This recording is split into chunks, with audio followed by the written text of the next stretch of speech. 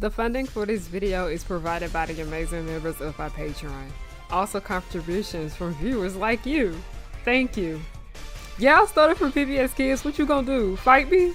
Anyway, roll the video. Ew. How did the writing for this show get so bad? Because the diversity is lacking, and they don't get paid enough to care.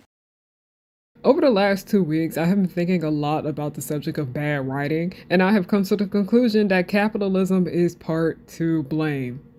I think at this point, all the issues that's going on in everyone's life can be pointed back to capitalism.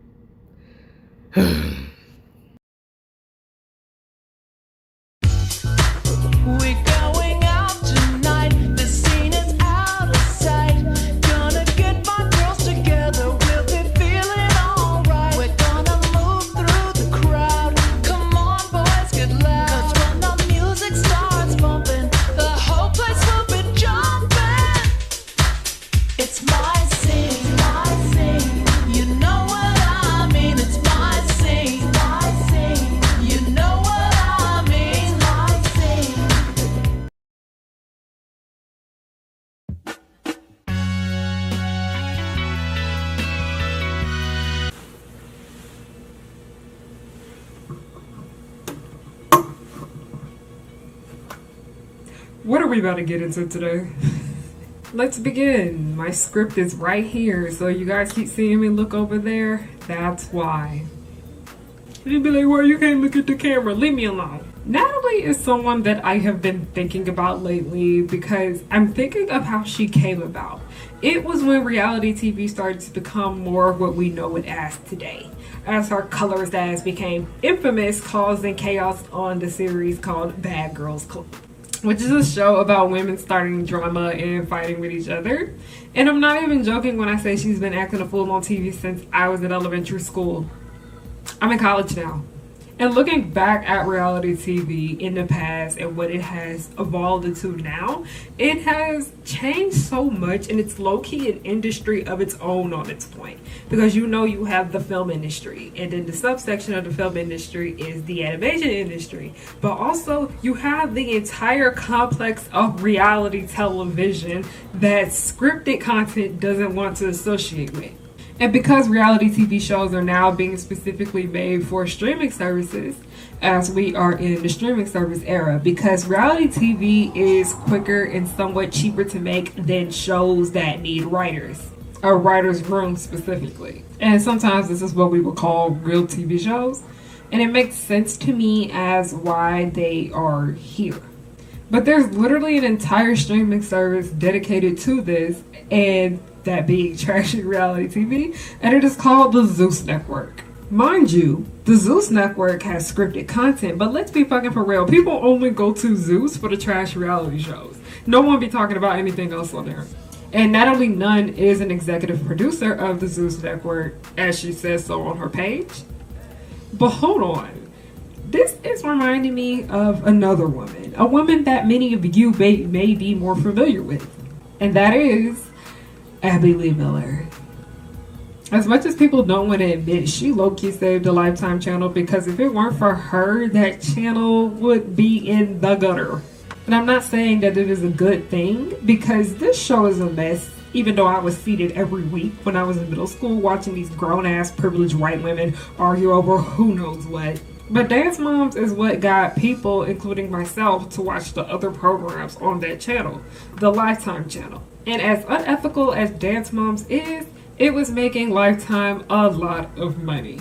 Everything about Dance Moms was ghetto. Like, it was so ghetto to the point where the studios were banned from coming to certain competitions, and it got to the point where they started to fake competitions. That is high-key embarrassing to a certain extent. And guess what? Prepare to see more Natalie Nunns and Abby Lee Millers of the world. Because guess what? I was right. There's a writer's strike going on, which means there's going to be more reality TV. But wait, reality TV stars are finally starting to speak about what goes on behind the scenes just as well. The dynamic between reality TV and the WGA had a complicated history. The format has been viewed by WGA members as both a threat to script TV grips on primetime schedules, but also a worthy ally to prevent networks and studios from using it as programming leverage during a work stoppage. The WGA sought to add animation and reality TV writers under the contract it was negotiating in 2007, but the demand eventually became one of its consciences. However, over the last decade, workers in reality TV have grown increasingly vocal about the gruel hours, low pay, and poor benefits they face in what they've been likened in an industry sweatshop. Though they don't necessarily write dialogue, they must create compelling character arcs and grouping storylines. Work that requires skill and should be recognized with adequate compensation, they argue. So with that being said, have you guys ever paid attention to a reality television star? A lot of them don't care about that. They just want to be on TV. They're going to complain, but they're still going to go and do it. But that is what writers have been doing for so long in this industry. So let's take a look at the working conditions and circumstances that result in bad writing. And we're going to start with a classic favorite of everyone's. Shake your tambourine, go and get your say what? Okay. Shake your tambourine, go and get your say what? Okay. So y'all already know I'm not one to think that something is good simply because it's old and it came from my childhood. When it comes to the Powerpuff Girls, along with all these other girly shows from the 2000s that we liked, y'all need to take y'all nostalgia filter off, because that shit is literally what is stopping y'all from analyzing media. And I'm quick to call out bullshit when I see it. And there's a good amount of it within the classic Powerpuff Girls series, and I love this show. I really do. But so many of the episodes for it have really, really bad writing. The Powerpuff Girls ran from 1998 to 2005, and within that mix, there are over 130 episodes. And before anybody tries to come for me, an 11-minute segment is one episode. And if the second 11-minute segment is different, then that is another episode. And production for these seasons took place over the time span of 1 year. They had about 5 or 6 seasons. So that's them making 20-something episodes over a 1 year time span. So of course, not all the episodes are going to come out good. Oh, and it showed poorly. The Powerpuff Girls is a classic show that I think is a good example of why I don't think shows need to be super duper long. I know a lot of people be complaining about how shows have shorter seasons nowadays, but I am a part of that unpopular crowd right there that actually doesn't have a problem with it, because I understand the other side of production. These are people. Because when it comes to TV, you have to meet a quota. A show is ordered a certain amount of episodes for a season by the network and are usually given a year or two to get completed. And I noticed, because I saw this on a show that I worked on as an extra from 2018 to 2022. Mind you, I have no shame in speaking about how I was an extra. I'm not about to flex and act like I was something else on the series when I wasn't. Yeah, I was an extra. I'm on into that. But working on that series right there showed me that a 1 year time span isn't very long. And oftentimes it wasn't even necessarily a year, because production for the show would start in July, sometimes August, and it wouldn't end until I'd say February or March. So that's about 6 months out of the year. Not very long. Y'all, I got a cramp. Like, sometimes we wouldn't even really be needed on set because the episode wasn't finished being written. So back to the Powerpuff Girls. I know that I dipped my toes into the professional film industry a little bit, and I made my observations, and it makes sense to me why some of these episodes just don't feel right. And the episode I want to speak about today specifically is one that I can't stand, and that is the main event. I hated this episode when I was little, but now that I'm older and understand why it turned out the way it did, I just like it for other reasons. The Powerpuff Girls is a series where you know these characters even though it's episodic. In this episode, everyone was pretty much out of character, and I know cartoons often can be very mean-spirited, but when it comes to the Powerpuff Girls, the normal people aren't mean to them because they muggle asses know their place. But in this episode, Bubbles and Buttercup rip out Blossom's hair by accident. And knowing how the sisters can have their moments where they're mean to each other, it's never malicious or the other one will come in to their defense. Cause y'all know in that one episode where when it stopped raining, Buttercup had swatted at Bubbles and made her cry, but Blossom told her to stop. And guess what? Buttercup stopped. But here, Bubbles and Buttercup ripped out Blossom's hair and they didn't even feel bad about it. They just laughed at her. They really just sat there and laughed. I'm sorry, but did the writers forget the dynamic between these three? Like, did y'all? And what made it worse is that the entire town was laughing at Blossom later on in this episode. And I know Townsville is ghetto as hell, but these people know better than to disrespect the ones who are saving their asses all the time. It was too out of character. And in the end, I'm glad that Blossom did get her lick back to Bubbles and Buttercup for getting her hair fucked up. But did Blossom getting her lick back in the end make up for this out of the ass episode? No. But this right here just goes to show you that if you expect writers to write so much matter within a time frame that isn't that long, some episodes are going to be amazing. Some episodes are just going to be okay. Some episodes are going to be boring. And some episodes are just going to be straight ass. Along with those episodes, there's going to be characters doing questionable things, because there is one thing in this show that really upset me was that episode where it was hot as hell outside. Why did Miss Keene, this super duper nice teacher, make her students go out in 100-degree weather? Houseway. Make that make sense. Because Miss Keene would not do that. The Powerpuff Girls, I love the show, but because of how many episodes it has led to characters doing some of the most out-of-pocket things to progress its storytelling, and it's why I just can't have marathons of the show anymore, because it happens every so often. I know we get on here and talk about how bad the last 2 seasons of the Powerpuff Girls were too. Nah, the first 4 seasons, there's a lot of mess in there. Like, don't just excuse that too, especially that first season.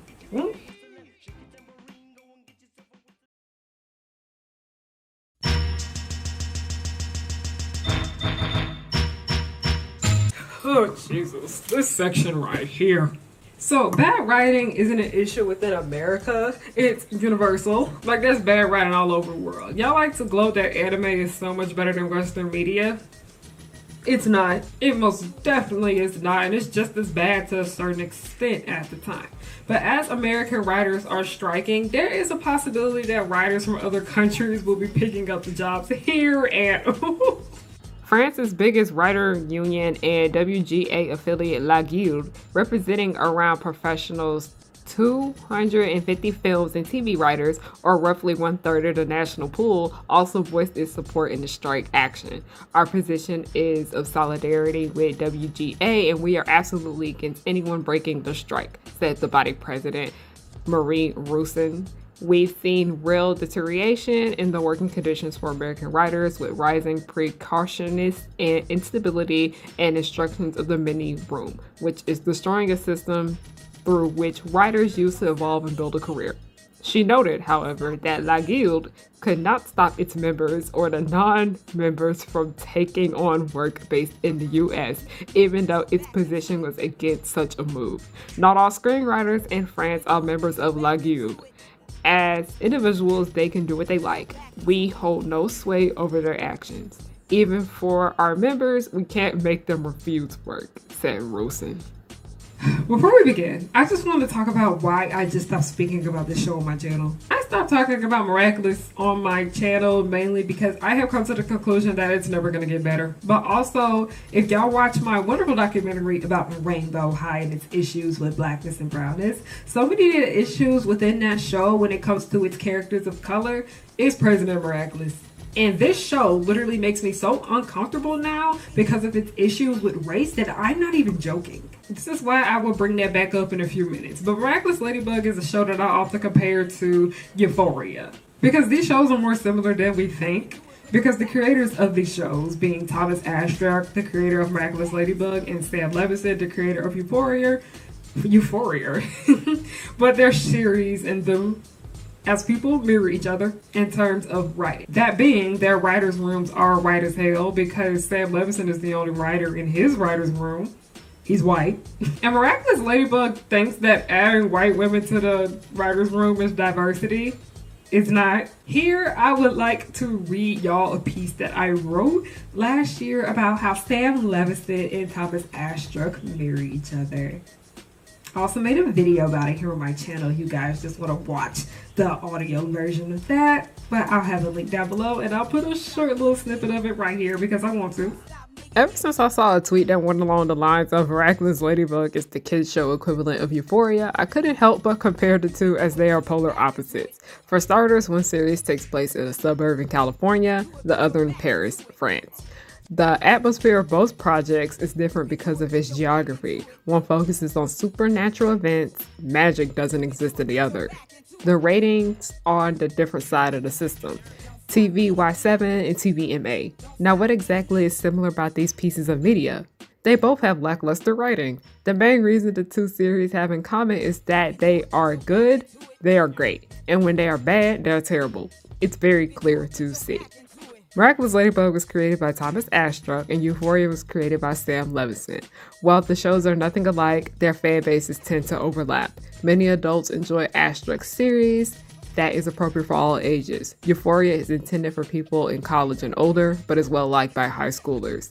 These two men have a TV series that have fans all over the world. The downside is the fact that Miraculous Ladybug and Euphoria are trending topics for a bad reason. 2 words: terrible writing. Why do so many people have complaints about the writing for these shows and continue to watch them? In view of the fact that they are too invested in the story to give them up. As I continue to watch Astruck and Levinson shows, I get more irritated because of the ongoing issues with the storytelling. The writer's room for both of these series is what's stopping them from being the best they can be. The main reason for the bad writing for both of these shows is, you guessed it, the lack of diversity. But y'all, people constantly talk about Miraculous as bad writing, but I think we need to take a little deeper look at the problems beyond white people just knowing how to write. Because going back to Sam Levinson's production is in America. And while American film industry still needs work when it comes to having more diversity within its writer's room, as most Hollywood writers are still white and straight, Sam, you could have gotten the writers you needed for this show, like, easily. I'm not even fucking joking. You literally are with HBO. You have access and knowledge to reach out to these writers. And then also writers on Twitter are very vocal about how they're looking for work and they have their portfolios made and everything. It's not that difficult for you to get the help you need for writing your show. If you want to make a show about people of color, fine, there's nothing wrong with that. But you as a white man, that is not your story to tell. While Euphoria needs a writer's room, Miraculous Ladybug needs a new writer's room. We need to talk about something that ain't spoken about much when it comes to this show's production. And I really do not want anybody who is French to take offense to anything I'm about to say, specifically people that are European in general, like people that live in the continent of Europe. Please do not get offended by anything I am saying. Y'all, the ice cream truck has drove through like 3 times today, and I'm not sure you guys can hear it. I wanted to run out and go to it, but I got work to get done.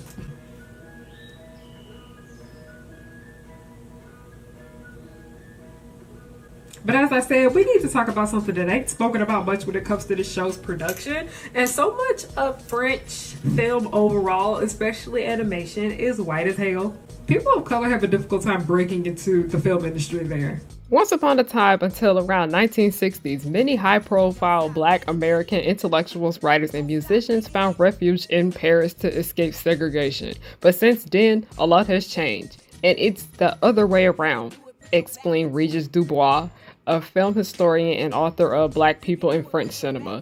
Many Black French people are eager to live in the US, where there are so many more success stories and much larger representation in the media, added Dubois.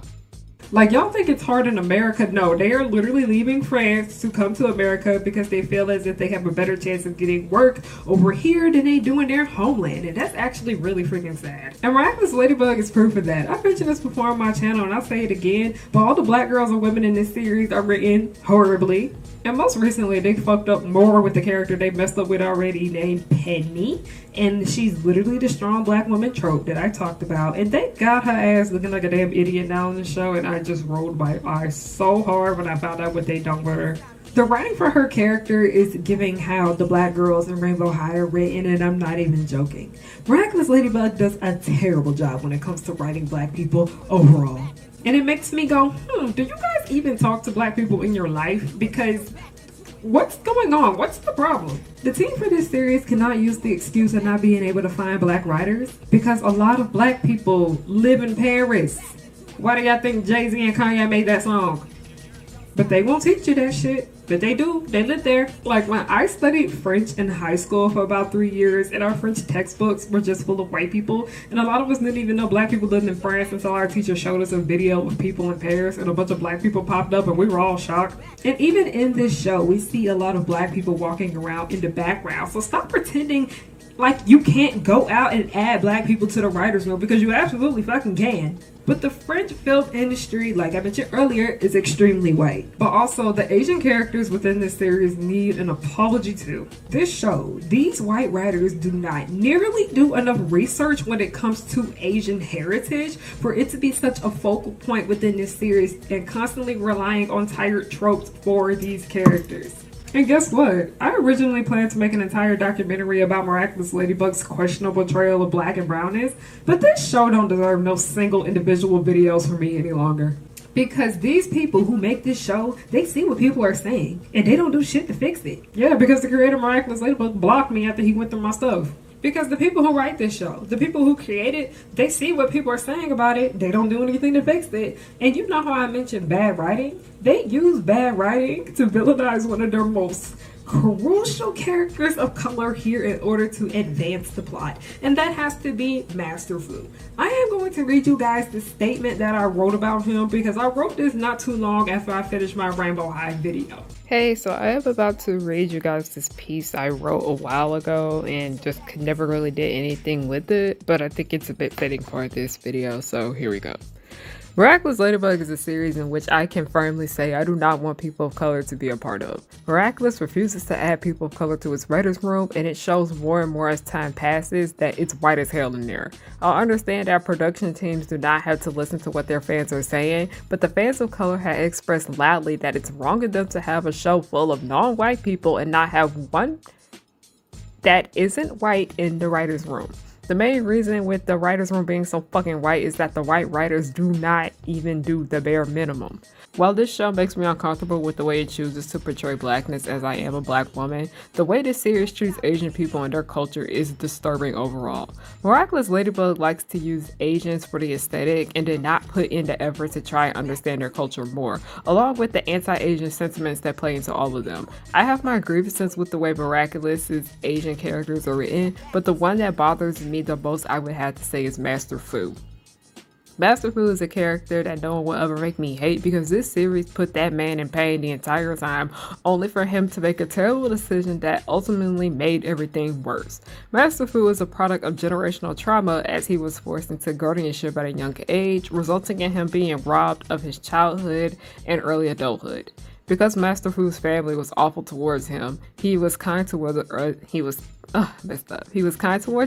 but he is aware of his damaging actions. Fu does not mean any harm, but the pain Fu suffered in his life because of guardianship made him clueless to a certain extent regarding human emotions. When it became worse than it already was, he shifted his trauma onto another Asian person, ultimately resulting in the main character, a biracial Chinese girl, being more in pain than she already was. Master Fu is supposed to be a positive figure for this person, but this series villainized him to progress the plot. It's as if he turned on her and he would have never done that. It was never in his character. Fu is a character that this show never sought out to be as antagonistic. For the show to switch up on him to keep the series going is cheap. It also feels a bit anti-Asian, because this series tends to go out of its way to make its characters of colors look bad, putting them in pain, or both. I have a big love-hate relationship when it comes to Miraculous Ladybug, but that Rainbow High documentary I created really opened my eyes on how uncomfortable it makes me feel with how it treats people of color. And I'm somebody who studies African American studies in school, so this is something that's difficult for me to ignore, because it's a bigger problem than what people realize. Hi everyone, the captain here. I just wanted to get on here real quick and tell you guys thank you so much for your support. I have gotten so much fan art from you guys, and I've met plenty of y'all in person at the conventions that I have been at. And also, thank you guys so much for coming to the panels that I host. It means so much to me. You guys are so great. I appreciate every little last bit of support you guys give me. Thank you, thank you, thank you. I can say thank you 100 times, but I truly do mean it. Thank you.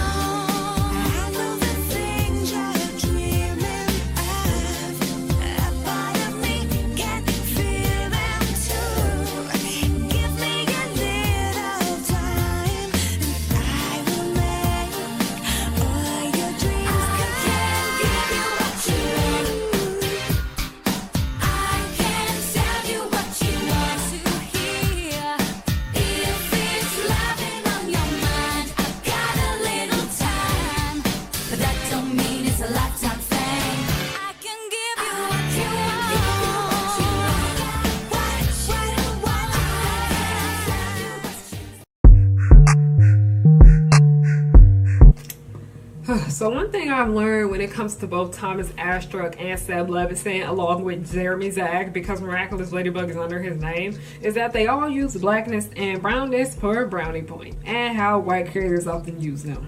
Both Sam Levinson and Thomas Astruck have no issue with adding people of color to their series for diversity, which isn't bad, but these characters being written by white people who don't do enough to understand writing for characters of color is what makes it bad. And it's not like Euphoria and Miraculous Ladybug are low-budget college student productions. No, y'all have the money to go out and get these writers for your damn show. And sorry, not sorry, but I'm done praising white creators for adding black characters in their show, but not having one black person in that writer's room writing for them. Rainbow High may be a mess, but at least there's a few people of color in there. It's not just white. And I'm not getting a sense of care from Sam or Thomas at all, because let's be fucking for real. Because like I said, there's not one person of color in either of those writers' rooms. They want to make shows about people of color, but they do what they can to remove them from the series as much as possible. Because another thing that Miraculous Ladybug and Euphoria share in common is, go ahead and take a guess. Can you guess it? Can you guess it? Can you guess it? It's colorism. Let's be honest, all the main characters in Euphoria who are people of color are light brights, and the only monoracial character got wrote off in season 2. There's hella black music and references in this show. There's people of color behind the scenes of the series dressing and beautifying these non-black, mixed, and white actors. This show has no issue with throwing brown skin and dark skinned girls in the background, but everything towards the front we see appeals to the white gaze as much as possible. Miraculous Ladybug got the same issue with colorism just as well with Alia and Nino. Every main character in this show is a light bright, and then we see that there are dark skinned and brown skinned people in this series. They asses is in the back and they get treated like shit. This show has no idea what they want to do with Max, who is dark skinned. They literally have Penny, a brown skinned woman, fall in love with a man who treats her like ass. Jessica, brown skinned indigenous girl treated like ass. Along with Aegon, dark-skinned black girl, literally K-worded. Now moving back to the Powerpuff Girls, we saw that people of color in this series were just racist caricatures most of the time. And the villains in the show are all rooted in racism because not all of them, but correct me, I'm correcting myself. Not all of them, but a lot of them. And they think just because these characters are not human, they thought they would get a pass for it, and no, people noticed. Along with Miraculous Ladybug and Euphoria, the brown skin and dark skin characters were pushed towards the back, and the Powerpuff Girls did that just as well. When you look at them crowd shots, there's a few little black people in there, pushed to the back, but most of the people that are seen as normal in this show are white. And just because these villains are not human does not give them an excuse for them to be rooted in racism. Because the most important villain within this series, being Mojo Jojo, is a literal racist caricature. Mojo Jojo is a green-faced bat scientist monkey with narrow eyes and thin lips whose costume incorporates a flowing cape and turban combined caricatures of African, Asian, and Middle Eastern races and cultures with a notable, if not unreplaceable, foreign accent. This associates him as racial other in distribution to the town's villain society. Some villains are voiced by actors of color who exaggerate their voices to create stereotypical portrayals, and some are voiced by white actors who take on a foreign-sounding accent. For instance, the notorious supervillain Mojo Jojo is voiced by a white voice actor, Roger Jackson, who draws his influence for Mojo's voice from the Japanese animated series Speed Racer. The Powerpuff Girls is regarded as a show about girl power, but it is Professor Utonium and the narrator, two white male figures who hold true power over the girls in the serious treatment of the villains. However, creator Craig McCracken is the one who places these white male figures in power, thus manipulating girl power to convey a white middle-class patriarchy society as authority over a movement that is supposedly to empower girls and women by extension. McCracken is able to use girl power as a way to exert his own prejudices about ethnic minority groups seen in the villains.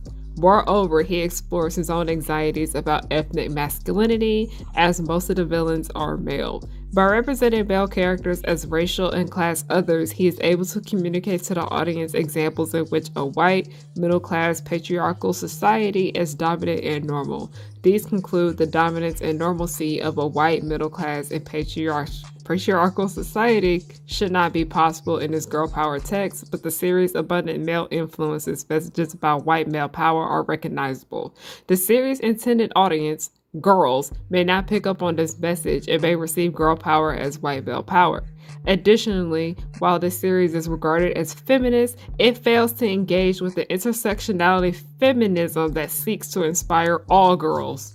But y'all can have a tall glass and shut the fuck up if you think only white writers are the only writers who can be competent writers. Because the issue that arises with the writing in The Powerpuff Girls and Euphoria and Miraculous Ladybug come from the lack of diversity in their writer's room. Ding, ding, ding. And as I mentioned earlier, Miraculous Ladybug's writers are not in America. But the issues within the American writer's room are a reflection of the writer's room worldwide. Bad writing is universal, but we're only really seeing it talked about in America. Y'all want to talk about some bad writing? Let's talk about Canada. First of all, The Powerpuff Girls is one of the whitest shows ever. Like, barely any people of color were in it, and if they were treated horribly. And behind the scenes of that series, it was white men a good chunk of the time, with some white women in the mix. And the feminist views within this show gave white feminists at times. Second, I'm not praising Miraculous Ladybug for adding white women to the writer's room. Bye. Because that didn't make much of a difference. The writing still ass. They write just as bad as the white men. And one thing I've noticed in particular is that white writers have the privilege of fucking up over and over and over again when it comes to writing. Because so many of these writers who wrote in the 2000s when The Powerpuff Girls was made still employed. And had employment long after the show ended. And I want to talk about the situation with the Proud Family Louder and Prouder in that episode about the black boy not liking black girls. Because while yes, I agree that episode could have been written better, it did need work. I know a black woman wrote it, and she made a mistake with that. And while yes, I agree that the episode could have been written much, much better, I am giving her some grace, and I do hope she learns and improves from this because no one's perfect. But the way y'all whacked her, have that same energy for these white writers who continue to write people of color terribly after having numerous chances to improve. Miraculous Ladybug has had numerous chances to improve since 2016. Nothing has changed. Sam Levinson had all that time during season 2 of Euphoria. Nothing changed. If anything, it got worse. Jesse on YouTube, I hope I said their name correctly, but they have an amazing video about black authors that wrote like problematic books, and I'll have a link to their channel down below because I think it's a really great video, very insightful, and y'all should watch it. And also support black booktubers. I enjoy them.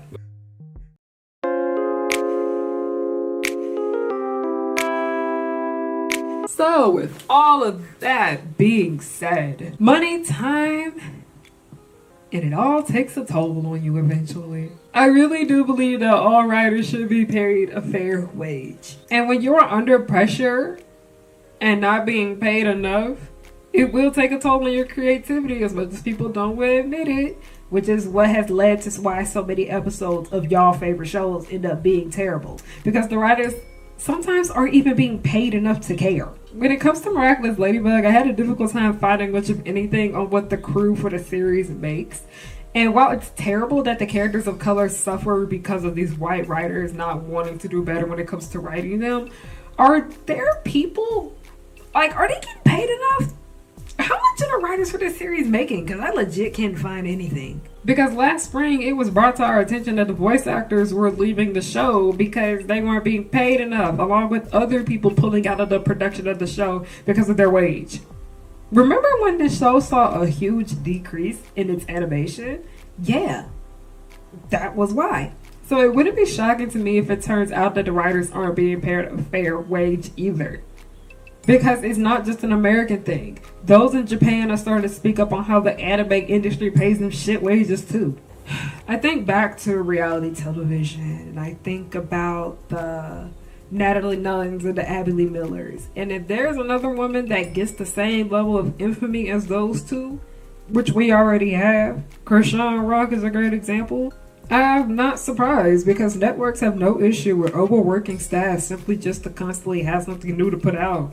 because the more new things that they put out, the more money that they will receive in return. Oftentimes, they don't care about the show being good. Scratch that. They don't care about the show being ethical. They just want something that they know people will watch regardless and make a quick buck. The writer's strike of the 2000s feels different than the one we have now because we are old enough to understand what's going on in this time, as many of us work now. A lot of us have jobs now. But also, social media back then isn't how it is now, because while there is an entire world outside of social media is how a lot of us keep up with current events and finding sources to get educated on. Because while yes, I am in college, school has taught me a lot of things, but I have found a lot of resources through social media that help me with my studies just as well. Because if it weren't for social media, I would not have found the masterpiece that is White Tears, Brown Scars by Ruby Hamad. If it weren't for social media, I wouldn't have known that writers don't get paid as much as we perceived it to be. Like, this is not about to be like Sex and the City with Carrie Bradshaw. Even then, she didn't make that much money as we thought. And if it weren't for social media, I wouldn't even know that there was a writer's strike going on, because we didn't know about that writer's strike from the 2000s. Many of us didn't find out about it until 2010. And a lot of people didn't even find out about the 2000s writer's strike until this year, 2023. Having an understanding of bad writing on TV makes so much more sense when you can get some kind of understanding knowing what's going on the other side. And while yes, I think people should write well, I think that this field of work needs more diversity and better ethics along with that. So keep hiring white people who don't care to learn how to write people of color better. And keep overworking and underpaying your writers in general and giving them short turnaround times. And you're gonna keep having bad writing in your shows. Wow, we've gone through that. Thank you guys so much for watching. I truly do appreciate it. It's been a minute since I've been on my channel, but I really did want to come back with a banger, and I hope you guys enjoyed that. I am going to be at MomoCon this coming month at the end, so if you are in the Atlanta area, feel free to stop by. I will have an organization table. I will have my panel list, my schedule, and all of that. So if you guys are there and want to come to my stuff, would deeply appreciate it. Link to that down below. You don't have to pay an extra fee, by the way, to come to my panels. All you need is the general admission and you can come in. Follow my Instagram. Deeply appreciate that over there. I got new stuff coming from my shop. But yeah, I just really wanted to say thank you for everything. I wanted to come back swinging, and I wanted to come back in with a bang after I took my little well-needed break from YouTube. And I'm sorry for this super duper topic, but this was just something that I thought about because the writer's strike is something that I've just been thinking about continuously. And yeah, it's been sad. It's been really, really sad. And I just hope these people get the justice they deserve, because what the fuck is this? There's so many issues when it comes to writing rooms for film, Universal. And I just wanted to bring some attention to that. I hope people didn't take it the wrong way, thinking that I was shitting on the Powerpuff Girls in its entirety, which no. But this show has problems, and I really did want to talk about them because these things have been irritating me for a little bit. Because y'all already know, people ain't afraid to call out Miraculous Ladybug when it's wrong, and Euphoria when it's wrong. But Powerpuff Girls, I needed to talk my shit. Thank you guys so much for watching. Have a good night. Now that you see, you should beware of the power of three. They come to fight as fast as they can. They're dangerous yet fabulous. Because the Eutonia made them eschew. They are the colors of pink, green, and blue. They'll catch you in the blink of an eye and do it all before bedtime.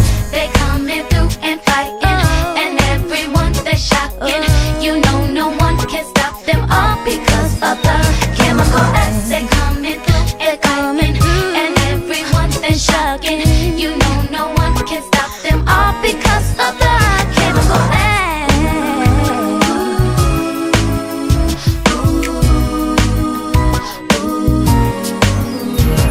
The Powerpuff Girls will just blow your mind. Buttercup like villains 3 at a time. Bubbles will smile while kicking your butt.